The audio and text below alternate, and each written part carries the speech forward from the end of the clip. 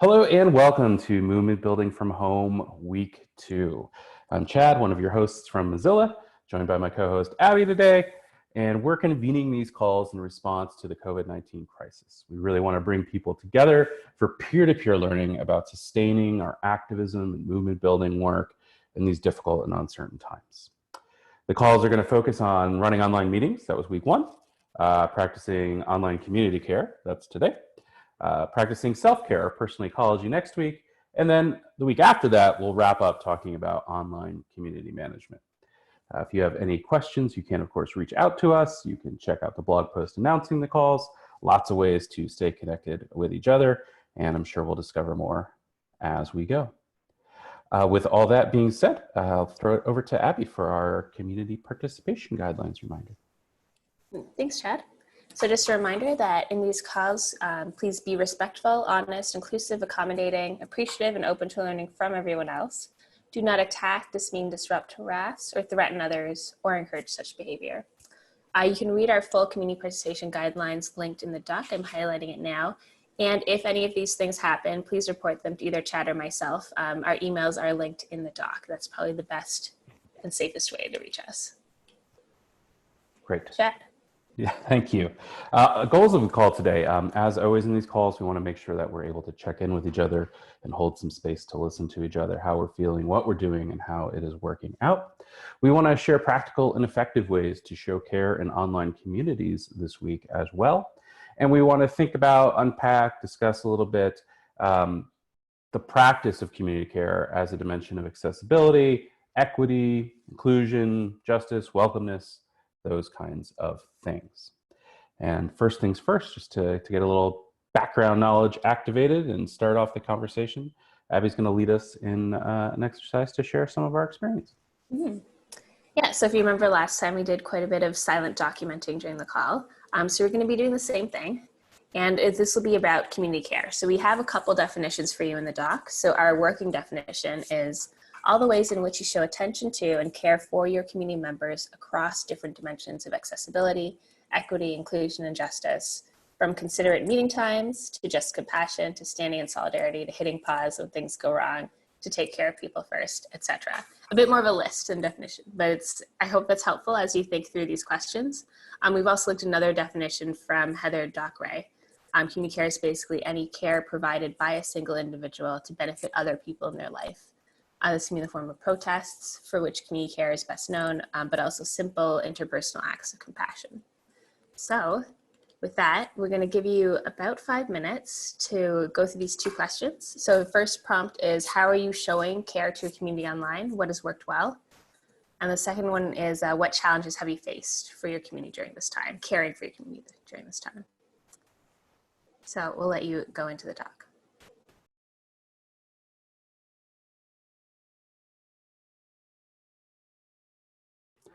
If you have any questions or if you'd rather share out loud and have us take notes, just let us know.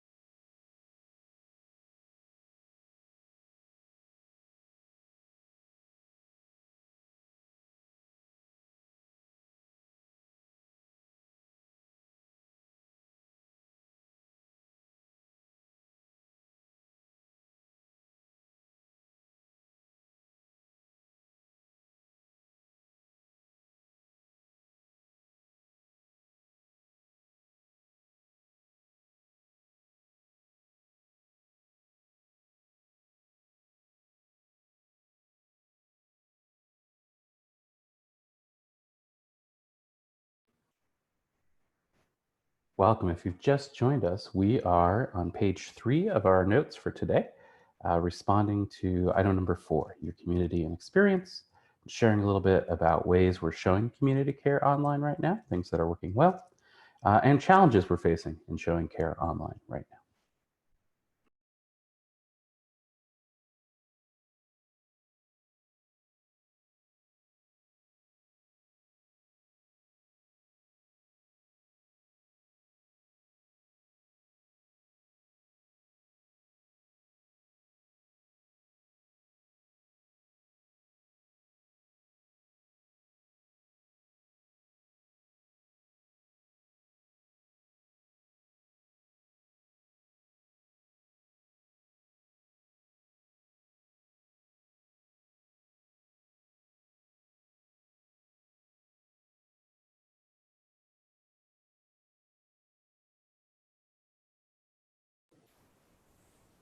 Yeah, still lots of typing. Make sure you do get to that second question, what challenges have you faced? And feel free to +1 other answers that resonate with you.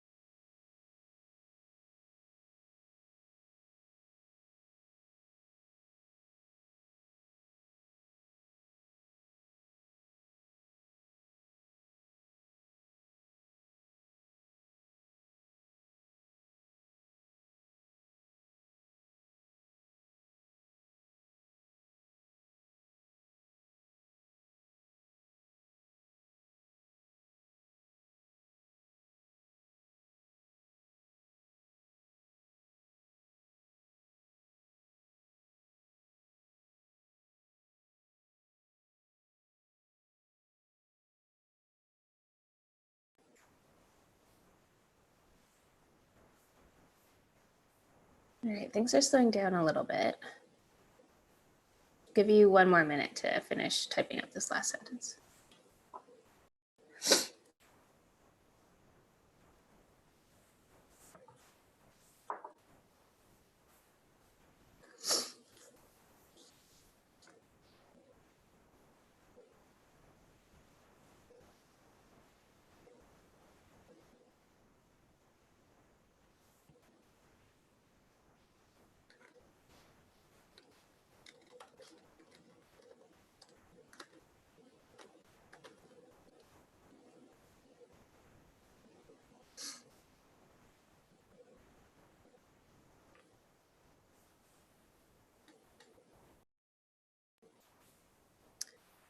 All right. Does anyone want to verbalize what they've written first off?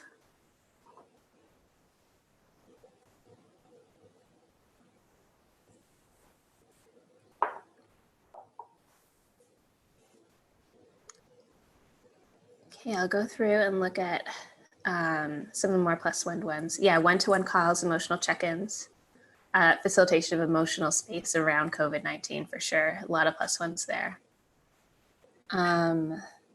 This one, when fishermen cannot go to sea, they repair nets. Inclusion, working on instructions and other documentation. That's a super interesting quote. Whoever wrote that, can you unmute and talk about it a bit?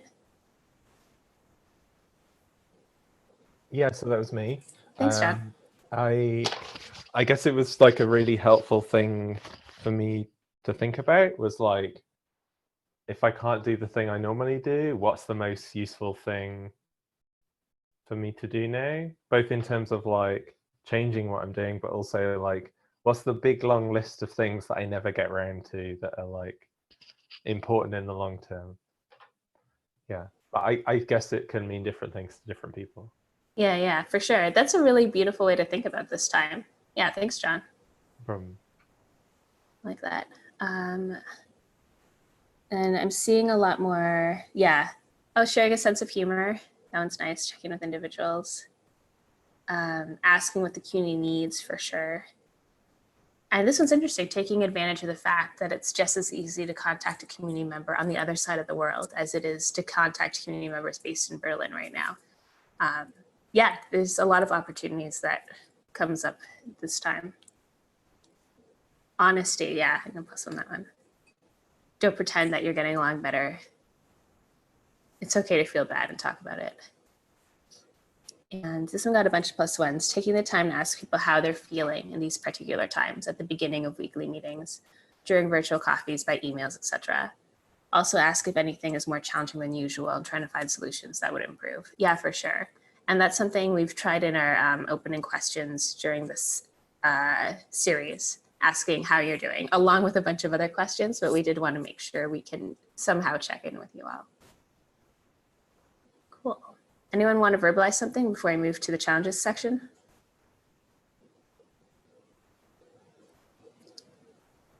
Well, in challenges, there's a question, how to supply a good hug with online resources. Bunch of plus ones there. If anyone has thoughts, I would also like to know how to supply a hug through the internet, other than emojis, I guess. That one's good. Yeah, too many messages and too many groups, overwhelmed. And I commented on that one. I'm very guilty of not replying to things lately. There's just a lot of discussion going on. Heterogeneity and how much people are willing to share via a call. Oh, interesting.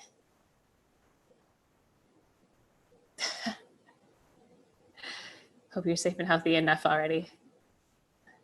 Now we're meeting much more than before. Why? Yep, that happens. Difficult to know how people are feeling without face-to-face interaction. It is trickier to read people. And yeah, a couple more very plus one ones. Personal isolation feels very pervasive right now. It's difficult to turn on work mode. Yeah. Worry about the lack of authenticity and how I show up. If I show up as I really feel, I'm modeling authentic behavior, but ultimately this may not help self or others. If I show up how I want to feel, it's not authentic. Both impact the group experience. Yeah, that's super interesting, and trying to find that balance, and so that you can be encouraging but also authentic. I think that's real. I'll let Chad. Okay, Chad was typing, and then video call fatigue. Yes, that is a real thing.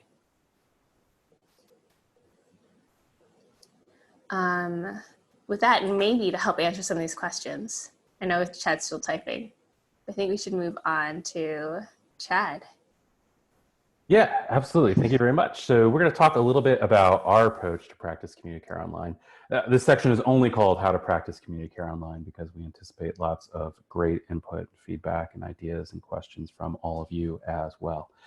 So we're not trying to be experts or authorities here. In fact, just passing along kind of lessons learned and the way that we've developed to think about these things in the programming that we do and calls like this. There's an entire history, often founded and stewarded by women of color and others in terms of community care, and we can spend a lifetime practicing it and studying it. So we want to share some of the things that we've learned. We want to share resources with you later on that are currently in our feeds, but please do understand there's a much broader context to this work and so much to explore and learn as you would like to continue after this call. So when we talk about community care, we think about these key principles. So belonging. How do we help people feel like they are part of the community? They are included, they are heard. If they maybe don't want to be heard at a particular point, they are more than welcome. They are, embraced as part of the beautiful community, even if they are, let's say, lurking, things like that. What are the multiple ways we can invite people in? What are the multiple ways people can feel welcome according to their own wants and needs? We think about providing enough structure so that there is a clear shared purpose. That is what often brings people together, that sense of mission, right? But then we also think about the flexibility necessary to care for each other. And care is really something where if you habituate yourself to look for it, it's in nearly every dimension of the work. All of those different pathways you might develop to participate in your work, your project, your community, those are all different ways of showing care to the people that will take them on. the different value exchanges you might put together or research or design with community members. Paying attention, it's a form of care. Design can be a form of care, right? So there should be those structures, but there should also be flexibility to listen, to respond, to research, to find out, to revise and recalibrate as you go. And even just to press pause when people need it. And we also think about ensuring people's safety. So for a call like this, we know we are using Zoom, and we followed a lot of our colleagues' recommendations about how to kind of mitigate and lessen the risks of using Zoom right now. You might have a community where Zoom is just completely like that. The risks associated with Zoom are not okay to take. You might have a community that might be higher on the profile in terms of surveillance or harm or risk, and you want to match things, the ways you communicate, the work that you do with your community in a way that honors and helps ensure their safety and privacy. So we think about those things too, and we're fortunate enough, I think, to have kind of flown underneath some radars where these calls still feel very like safe and trusting spaces, and we hope that that will continue. We think about care in terms of rituals as well, right? This is part of the structured piece. So you'll notice we always begin with our community participation guidelines. It's important to us not only to kind of advocate and champion for those behaviors, but to show that we have them in the forefront of our mind, we take them seriously, we want to follow them, and we are here for people when there are issues. We have the community's back, and that these things will be encouraged, the positive behaviors, and these things will not be tolerated, the negative ones. We use check-in rituals, like on this call. There are lots of different ways to use check-ins, and if you have suggestions, please add them here. Seen everything from, how are you doing, to something great from this week, something not great from this week, to like monthly themes where maybe there's a check-in about a hobby that you love every week. We had a colleague who used emojis to set up a box that was like an animal park or something like that, or an aquarium, and we could put our own emojis in there to populate it. There are lots of different ways to begin together by sharing something. And we think about gratitude rituals and recognition rituals. And we have these, we invite you to join in these at the end of these movement building from home calls. You can also use them at the beginning of a meeting, and they could be gratitude for a colleague, they could be gratitude for a community member, but it's just the intent is to provide an opportunity for people to lift others up, because that feels good. You're showing them care by letting them kind of like voice something they're thankful for or someone they're thankful for. You're also lifting up that other person, helping people learn about them. It feels like an emotional win-win. So I highly recommend gratitude and recognition rituals. We think right now about new norms. This is a time of recalibration. So you want to think about flexibility. Were there things before that seemed non-negotiable or that you would take for granted that now you're realizing you don't need to? Ask around, check those things out. We think about prioritization. Now is a great time to really think about what is the work that you must sustain? What is the continuity that you must provide through your community, your organization, your work during this time? And to try to maybe let go of some other things.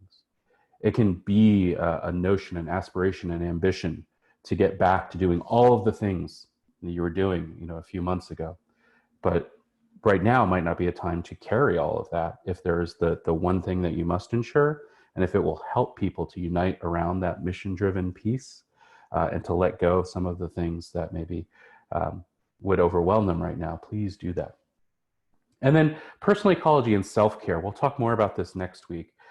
This is really about sustaining yourself during this time, but it is a form of care when you model it for others and when you really kind of examine the privilege required sometimes, right, to hold space for self-care and personal ecology, and how you can extend that to others, share that with others, protect it for others, champion it for others, making sure that as many people as possible, everyone in your community has an equitable opportunity to practice personal ecology and self-care can be something to think about and really ponder right now.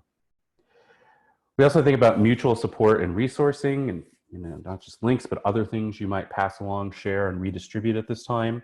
There's a process there of assessing needs, really listening, talking to people, assessing needs, as we said earlier, about privacy and security. It's important during this time to really communicate what you're asking and what you're offering clearly. This is a time where clarity of value exchanges can be very helpful in terms of people deciding what to give their time and effort to. If they have a very clear understanding of how this fits in with what I want to do during this time to be helpful and to care for others and to continue this work, and a clear idea of what they're going to get back from you, they can really, you know, that shows your care by allowing them to make really informed decisions about the best thing that they might be doing for themselves and their community right now. As we've tried to do, I think you should communicate the risks involved with the various platforms you use, but also forward ideas about how to protect your online identity, safety, and privacy right now. With more work pivoting online, that will be especially important. And there's a certain amount of literacy work that might need to be done here for ourselves as well as for our community members, right? That's something that we shouldn't just kind of leave to chance, but we should try to understand and engage with and improve for ourselves and our community. And if you have the opportunity, if you're in a position to start a discussion or make some decisions with others about recalibrating, reallocating, recoordinating your available resources, that is something to ask right now as well. When we think about care right now, as someone noted earlier, this is a time of added stress and anxiety, and leaps to defensiveness and taking things personally are going to happen. They always happen. They will happen more during this time. One thing that we use on our team, or we've experimented with, is something called deconstructive criticism. And this is not the deconstruction literary theory that will come up in your Google searches. And I apologize for losing track of my source, but I'll find it. But it's a leadership idea. In deconstructive criticism, there's a moment where either two people in an argument or a debate recognize this, or a third party recognizes this, and things have gone from discussing the idea or the work to something more personal. Someone is getting defensive. The conversation is not feeling good. Someone just hits pause and says something like, you know, wow, I'm really surprised at how far apart we are on this. Could you explain to me how you got to where you are? Like, how did you come up with that idea? And then I'll try to explain just how I came up with my idea. And then rather than pushing for one or the other, maybe we can find something in the middle to go forward on together. But the pause is important. The breath is important. And the explaining yourself, not telling someone else what to do, and listening to others, that can be important there. You might also give like time to process things. So not putting people on the spot, not giving them new information and asking them to come up with answers or decisions right away. There will be some fear-driven defensiveness to the unfamiliar right now because many things feel out of our control. So giving people more time to respond to things by this next point, sharing key information ahead of time, gathering responses ahead of time, doing more context setting and kind of groundwork laying for important conversations. That can be a way to show care. As a leader, you should be paying attention to your listening posts. You should be practicing careful and caring moderation right now and encouraging people to operate with a common denominator of kindness towards each other. You may need new channels for discussing, like, say, COVID-19. People may want a separate channel they can opt into or not, so that regular work channels established for other reasons, don't have that content in them. So some content sensitivity right now. And while you're doing these things, while you're listening, while you're asking these questions, try to do it with the minimal but intentional number of channels and platforms possible to avoid duplication and overload, which can be frustrating. This is a good time to reframe professional development and training, to think about care that way. What people do they need to do? What do people need to do their key work right now? Reallocate resources towards that. There may need to be training not only on new platforms and tools, but also on the risks involved. You may need to bring in or provide training for folks on new life-work balance demands and the kinds of new allowances, affordances, and opportunities that you are going to share with your community for recalibrating that as well. And you can also think about collaboration and mentorship. Maybe there were folks who were kind of working more or less individually before who can now really use a partner just to help share the work, to talk things through, to have those occasional side conversations as critical friends or folks sharing this experience of the world right now. Or mentorship, right? And the kind of mentorship where someone really listens and thinks about how do I help this person accomplish their goals, not the kind of mentorship that says, here's what you should really be doing. That can be a very caring form of mentorship to establish right now. We do think also about on our team opt-in time for social time for belonging. We try to schedule these things considerately so they don't conflict with other meetings, but we also make it clear you don't have to attend these. They are mostly for check-ins, and if somebody needs to connect with somebody else about work, we don't really discuss that work. We just say, hey, I'm going to Slack you later for a meeting, or I'm going to message you to set up a conversation early next week, okay? So it's okay for that. And we use lightweight prompts for those things. It might be pet parades. There are some virtual play dates with parents and kids I've seen. If it's not a risk, if you're not putting at risk by sharing location information, I've been on teams where we've shared kind of Google Street Map tours of places we really love or places we grew up, things like that. That might be something to try. During this time, another form of showing care is expecting to make mistakes and like being prepared for it. Not every mistake is something, I guess I should say it this way, different kinds of mistakes are going to have much different consequences, right? But I think any leader should really expect to make some of the mistakes. This is a time of increased stress. You might increasingly make some mistakes. It's okay to rehearse taking responsibility for your mistakes. It's okay to rehearse asking others how you might move forward from them. You can do this with your team if there's a high amount of trust. You could do this with a mentor or colleague. You could say, hey, I think probably sometime in the next few months here, I'm going to misspeak or mischaracterize something, or I'm going to get short with someone or defensive when I shouldn't be. Here's how I would like to apologize for that. Does that sound genuine to you, authentic to you, useful to you? I think these are things we can rehearse and prepare for, so that in a moment when we realize we make a mistake, we have some tools to fall back on rather than defensiveness. And then finally, for now, we think about sustainability, right? Sustaining the work, making sure the work can continue, continuing the mission is a way to show care for all those people joined with you in making it happen. Now's the time to leverage folks' creativity. Are there new ways to do things? Are there things you can let go of? Are there things you can reinvent? Are the ways we've done things really the best way to continue them online, or do we need something new? Good questions to ask and to invite creative responses to. Time to reassess roles, responsibilities, and contribution pathways. The way some people were contributing before may not be how they can contribute now. You might be asking yourself, how do I help all of these face-to-face volunteers continue to be volunteers virtually without asking them to come together to risk their health in a physical space? Again, really identifying what matters most to continue online right now. It's okay to press pause. It's okay to let some things go. And it's okay to make more space for people to do maybe that personal ecology piece outside of the main work you'll continue together. Not that the other work is a distraction or anything like that, but we have different priorities now. And those priorities may continue afterwards or for a long, long time. And then, compensation, value exchanges, making sure people are, get what they need, get what they want from their participation in your workplace or community or project is very important as well. So we encourage you to scan for emergent funding opportunities that might help you sustain some of your work. We have a list here largely related to COVID-19. If you have more, please put them in there.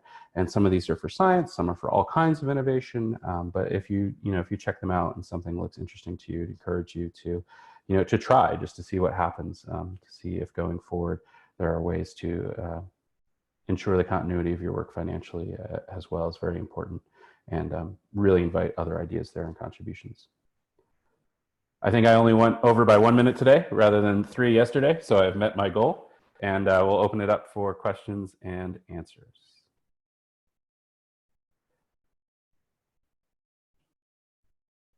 Yeah, so feel free to drop your questions in this Q&A section or just unmute and ask your question.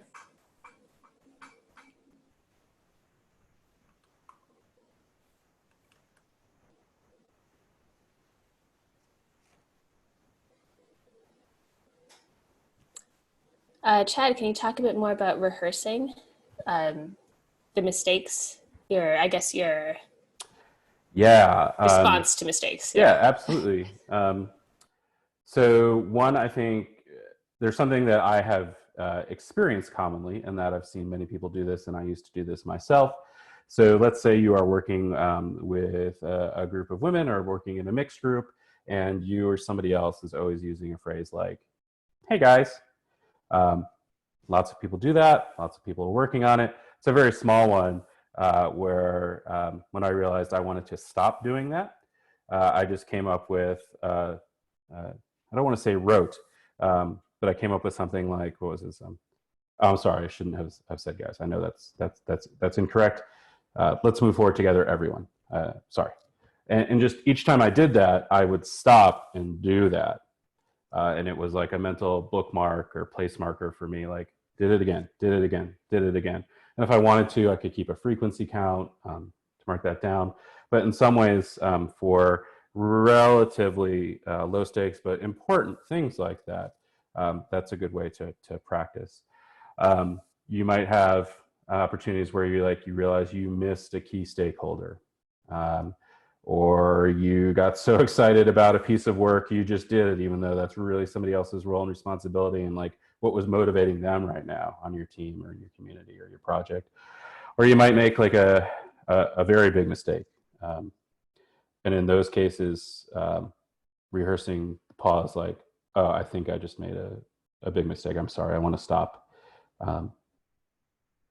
Is there a way we could go forward together right now, or should we, go apart and come back in different ways when we have some ideas, or, or I'll excuse myself from this. Just think about different scenarios, ones that you are maybe things that where your own biases and what you're likely to kind of do in important, but maybe again kind of lower stakes ways, and really work on identifying those, but anticipating a larger mistake and just giving yourself something to say rather than getting defensive or pretending it didn't happen or hoping no one else noticed is I think the more authentic thing to do during these times to make sure that you're showing care for everyone around you. It's tough. Chad. It's hard. Ooh. I know, yeah. It is hard. Yeah. The next question we have, and feel free if anyone else has input, write them in the notes or vocalize them. I think hearing from others on this would be good. There's also, I think a lot of people are feeling video call social hangout fatigue. Do you have any guidance on making opt-in socials valuable, truly opt-in, not contributing to this negative feeling? You can also have documentation be overwhelming right now. But one thing we've done on our team is we've made kind of a key. We're like, here are the meetings that we anticipate will happen every week. Truly, here are the ones you need to attend. Here are the ones that are optional unless you are a part of the work being discussed. And here are the ones that are just totally optional for everybody. We just try to make that clear in terms of clarifying asks, right? And value exchanges for like people participating in these meetings and using their time and attention and other resources for those things. We do that for channels as well. So we've tried to be very specific about on Slack, keep using the team channel for these things. If you'd like to talk about one of these other things, try this channel, or that should be a direct message to this supervisor, things like that. Not to make things more closed or opaque, but just to practice some of that content sensitivity and respect privacy and safety and emotional well-being during this time as well. I think you could really take a radical approach too, and just be like, and you just ask like to everybody, what seems most important, and do we want to do an experiment for 2 weeks where that's the only time we meet and everything else goes to a different channel? I don't know. I would encourage just listening to the community and trying some things there. But I do think clarity about who needs to be involved with what is something that is good to hash out right now. Yeah, and there's some good other suggestions coming in the doc. Oh yeah, look at that. Yeah. Google Forms to do check-ins, nice. I used to be a teacher as well. That sounds lovely. One quick last question. What is a listening post? A listening post is just anywhere you go to kind of get the pulse or an idea of how people are feeling and what's happening. It could be check-in at the beginning of a meeting. It could be a channel on your messaging app that's just hashtag checking in. It's the places where you don't necessarily respond to everything as a leader, but you do pay attention to what folks are doing and talking about together. And you respond to it in kind of strategic ways through things beyond immediate response. Cool, thanks, Chad. 2 minutes over total. Yeah, we're fine. Doing it. And again, if people want to keep discussing this, please feel free to do that in the doc. But I think we're going to move on to breakout rooms. I recommend sticking to the timings in the agenda as a way to show care. So again, we're going to be using breakout rooms, just like last time. And Chad will be making those rooms now. But yeah, our asks for you as you go into these rooms, just a reminder, please listen to each other and use this time to share your experience. And this is a great way to practice your active listening and practice fully listening to other people in your group rather than thinking about what you're going to say. Avoid judgment and solutioneering. I know it's really easy to try to solve everyone's problems, but just be a listening post for them. Not that kind of listening post, but just listen to them. Common denominator of kindness. Come with good intentions. only share what you feel comfortable sharing. We're not recording the breakout rooms, but yeah, please don't feel forced to share something. And there is an ask for help button at the bottom of your screen that will prompt either Chad or myself to come in if you run into any problems. So our prompts for today, like last time, say hello and introduce yourself to your new friends in the group. So who are you? Where are you from? What brings you here? And then we have 3 questions for you to talk through. How does your organization show care really clearly or strongly? What kinds of care do you think your work or org should offer more of right now or in the future? And then finally, what's a new learning you have about community care from this call that you will take away with you? So I think let's go for, I guess, 12 minutes again. So you'll have an 11-minute countdown and then 1 minute at the end. And you should be in groups of 3 to 4. All right, I'm going to go ahead and open the rooms and pause the recording. We'll see you in a few.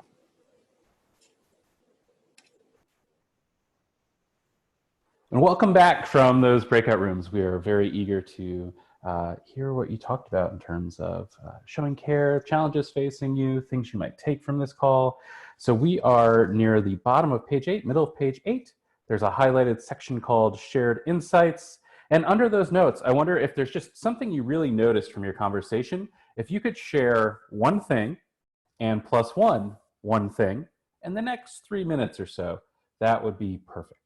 We'll see if there's anything to vocalize before we move on to closing circle.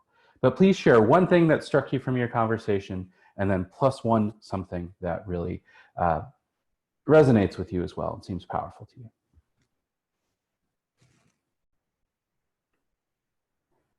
And please let us know if you have any questions. And I will make things not so bold.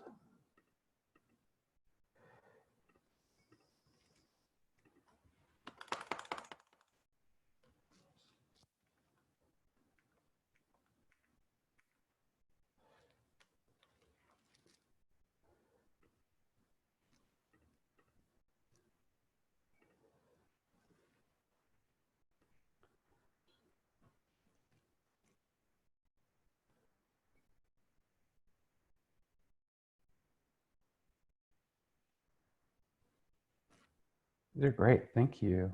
It's fine also to share questions here. If you're not quite sure what to put down, there's lots coming in right now. You can look at and begin plus oneing.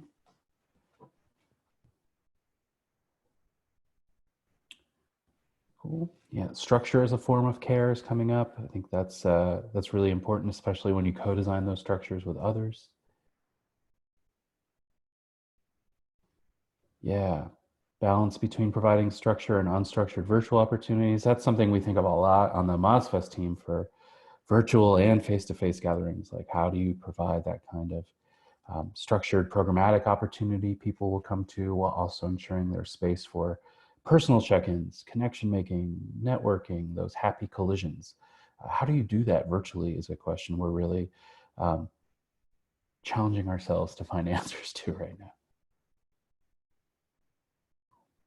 A few other things I'm noticing here. Institutional leadership. Yeah, leadership right now is so important, and leaders that are really attending to this well can make a big difference right now. And lots of plus ones on transparency from leadership. Yes. Yeah, these are great. Thank you so much. Continue to add these, continue to add your questions. I will go ahead if there are any questions there, and Abby and I will make sure to address them or answer them. Yes, personal ecology, care for ourselves. We are going to talk about that next week, and the balance here for sure. That's a great point too. Is there anything maybe 1 or 2 people would like to share out loud before we go on?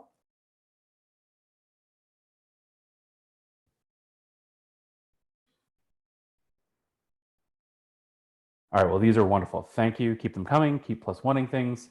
And Abby, you want to take us through closing circle? Well, thanks. My first time facilitating closing circle. But we do want to start with a couple of reminders. Please continue these practices. And like, I really love John's quote earlier, just this is a great time to sort of like fix your net if you're a fisherman. Or it's a great time to really focus on this community and knowing that this impact that you have now will go on forward. And even new practices that you find now, it's great to continue these going forward.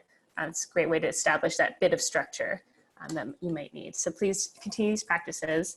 A reminder to please fill out the survey. It helps Chad and I out a lot. We have changed different things from this call from last week based on your responses.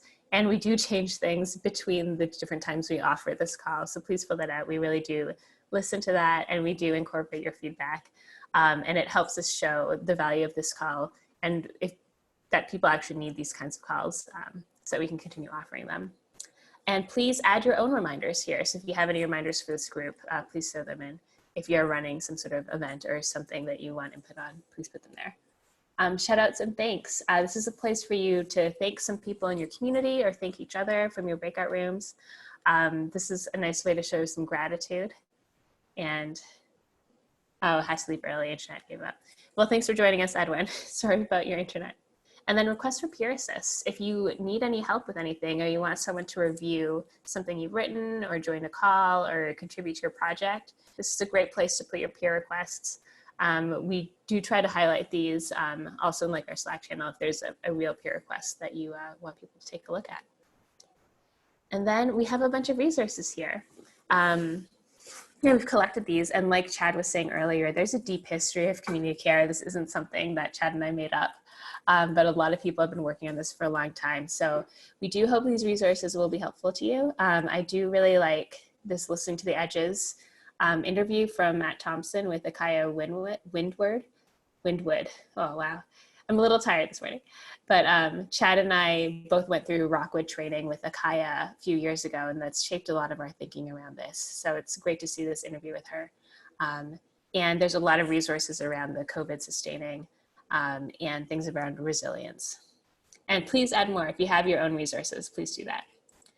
Next, we have 5 ways to stay involved with Mozilla. You can join us on our Slack. We have our little channel. Some people are discussing in there, newsletter, MozFest. And then finally, remember the feedback again. I'm going to emphasize that second time.